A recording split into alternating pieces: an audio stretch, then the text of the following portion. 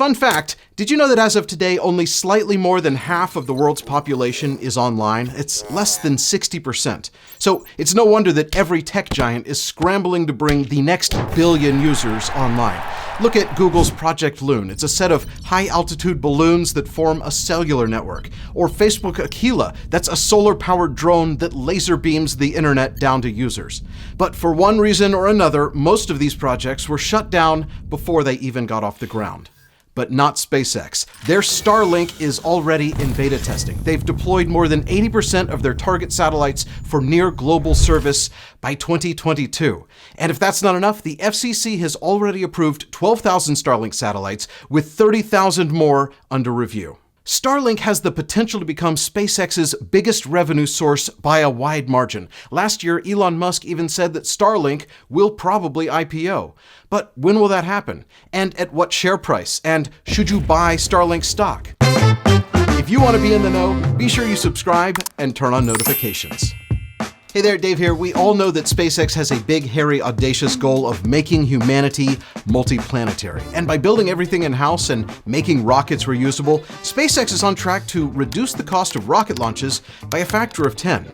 As if that weren't hard enough, they also have a little side project called Starlink. But Dave, why would SpaceX get distracted building a satellite business when they're trying to colonize Mars? Patience, my young Padawan. All will be revealed in this video's watch time. But smash the like button, you must. All right, I'll give it a try. No, try not.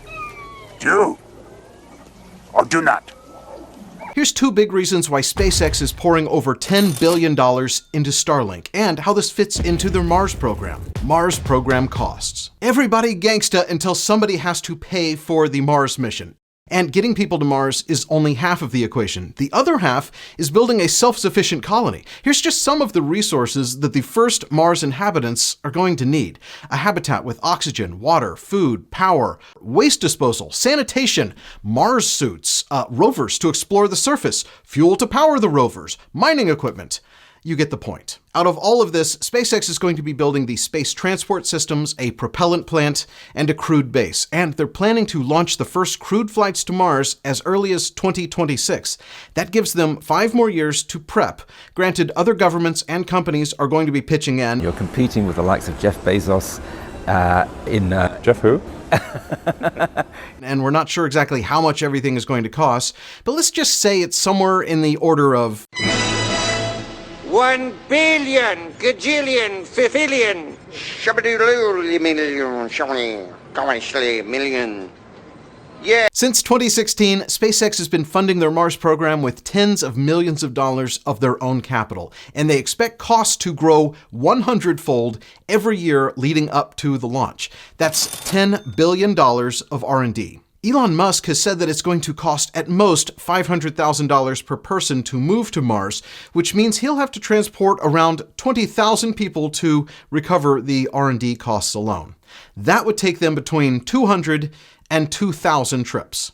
All this is to say that SpaceX needs a cash cow to pay for the Mars program's astronomical upfront costs. And no, space launches are not going to cut it. This brings us to the second reason that SpaceX needs Starlink: higher reoccurring revenue. In 2015, the SpaceX Dragon exploded mid-launch while carrying 4,000 pounds of supplies and equipment to the International Space Station.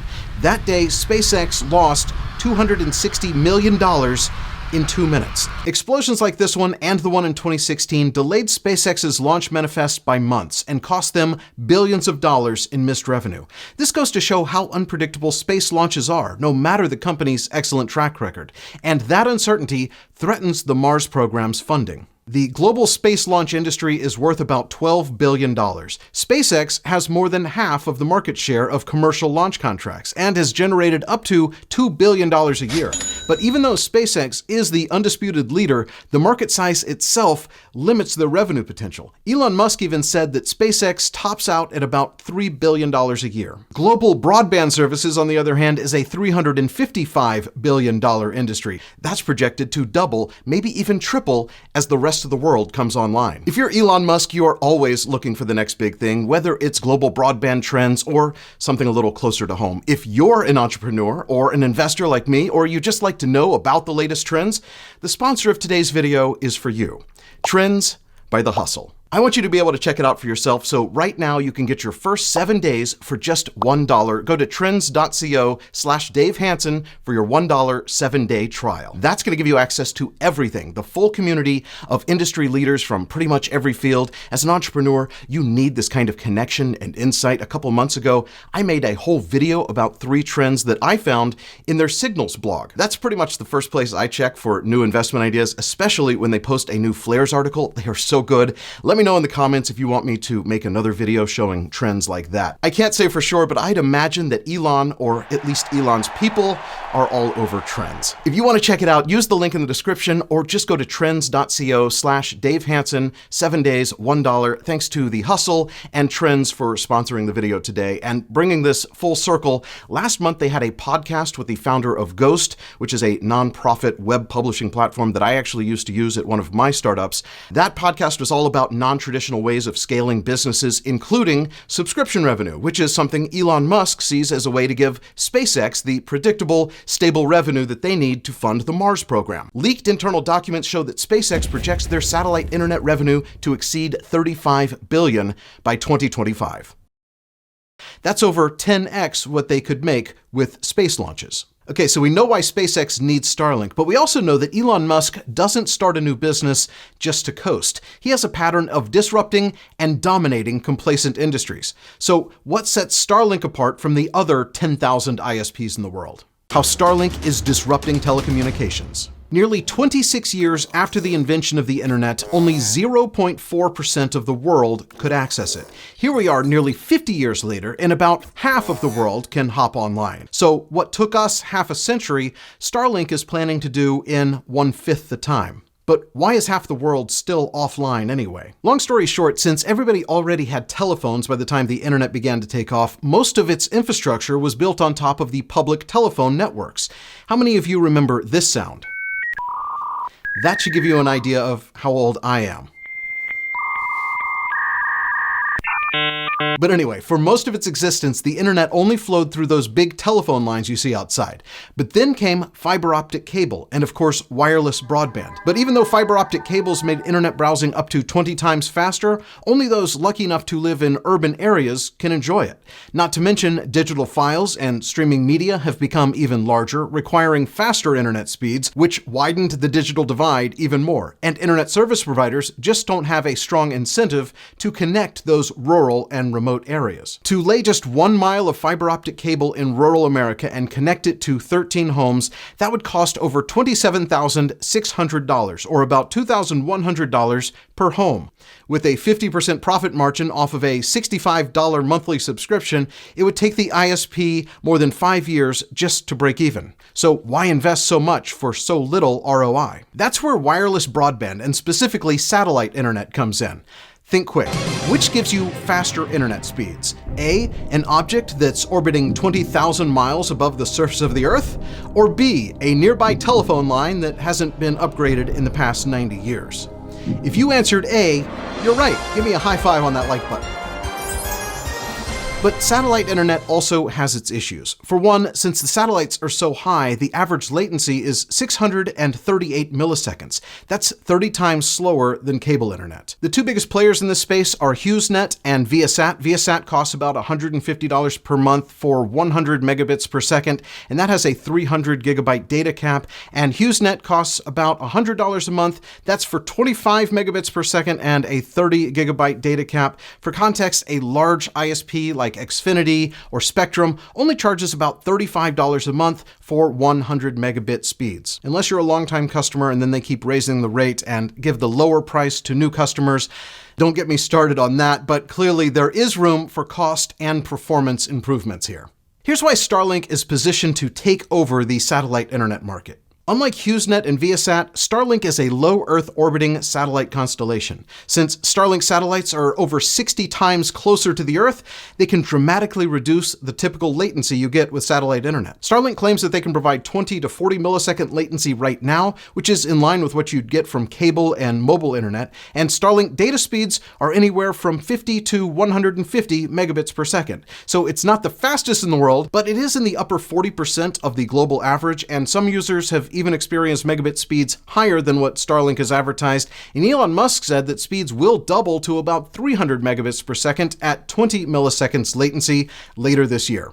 That would make Starlink the single fastest internet service in the world, bar none. So that's fast enough to stream 12 4K videos at the same time or execute 300 day trades in 1 second. But let's not forget that Starlink is still in beta testing and has yet to deploy thousands of satellite, which ties into their next advantage. The average satellite is about 4,400 kilograms and would have cost about $240 million to launch with the space shuttle. SpaceX has systematically driven down the cost of space launches, which is driving more companies to deploy their own satellites. But here's how Starlink has a leg up on the competition. One Starlink satellite is about 260 kilograms, which means it would have cost anywhere from $67 to $297 million to launch 60 of them into orbit with current providers. But since SpaceX is the cheapest in the industry, it only costs them about $42 million per launch. That 37% in cost savings is then reinvested into more launches, and Starlink competitors like OneWeb are not going to be able to keep up. In the entire 60-year history of space travel, we've only launched about 10,000 satellites into orbit. Starlink will potentially triple that number in less than 10 years. But why so much? Well, geostationary satellites rotate at the same rate as the Earth turns, but low Earth orbit satellites have to move much faster to maintain their orbit. Because they can't cover as wide of an area as their geostationary counterpart, a ridiculous number of satellites are needed for global coverage. The effect that this coverage will have on the world cannot be underestimated. Not only will people in remote areas and developing nations have access to high-speed internet for the first time, but citizens living under repressive governments might be able to bypass internet censorship altogether. But before you pull out your credit card and order your Starlink kit, Elon Musk has been very clear that Starlink is meant to serve less densely populated areas. If you don't fit the bill, it might not make sense for you financially yet. Elon Musk's favorite pricing strategy is what's known as a loss leader. That's when a company prices a product below its production costs to stimulate sales, and then after they've won you over as a customer, they can use the economies of scale and upselling to break even or even profit down the line. It reportedly costs SpaceX $1,500 to produce a Starlink user terminal, while it's only priced at $499. SpaceX President Gwyneth Shotwell also said that the price might drop to a few $100s over the next 2 years. In addition to the one-time equipment fee, you'll have to pay $99 a month for the service. So as you can see, Starlink isn't cheaper than your standard internet service provider, but it does beat HughesNet and Viasat both in pricing and performance, which is what they set out to do in the first place. But if Gwyneth Shotwell is right, even the big ISPs should be worried right about now. We get it, Dave. Starlink is awesome, but will the IPO make me rich? I'm about to answer that right now. Starlink IPO. When and how much? Before we get into any of this, a brief disclaimer that I'm actually an investor in SpaceX. I bought shares in the private market, and none of what I'm about to mention is financial advice. It's not inside information. They haven't told me anything. You should always do your own research, and remember that I'm just a guy on the internet. I'm Batman. And with that out of the way, when will Starlink IPO? Last year, Elon Musk mentioned one condition that it would take for Starlink to IPO. Its revenue growth has to be smooth and predictable. He rightly noted that the stock market doesn't take well to erratic cash flow. Look no further than Tesla short sellers for proof of this. So let's try to guess how long it would take for Starlink to become a cash cow that's ready to IPO. First off, Starlink is still in beta testing. They are aiming to become fully operational by early 2022. So that's when the countdown actually starts. Now, it takes the average company 2 to 3 years to become profitable, and although there's nothing ordinary about Starlink, it does take at least 3 years of audited financials for a company to go public. So 4 years out is the absolute earliest that this could happen, but it's also not a very realistic timeline. Let's look at this from another angle. Elon wants Starlink to generate generate stable cash flow, and investors are attracted to companies with a debt-to-equity ratio of 1 to 2. In other words, the company should have at least half as much equity as it does debt. Starlink's constellation is going to cost at least $10 billion, but SpaceX estimates that Starlink will generate $35 billion in the next 5 years or so. So to have a decent debt-to-equity ratio, Starlink would need to generate at least $5 billion before the IPO.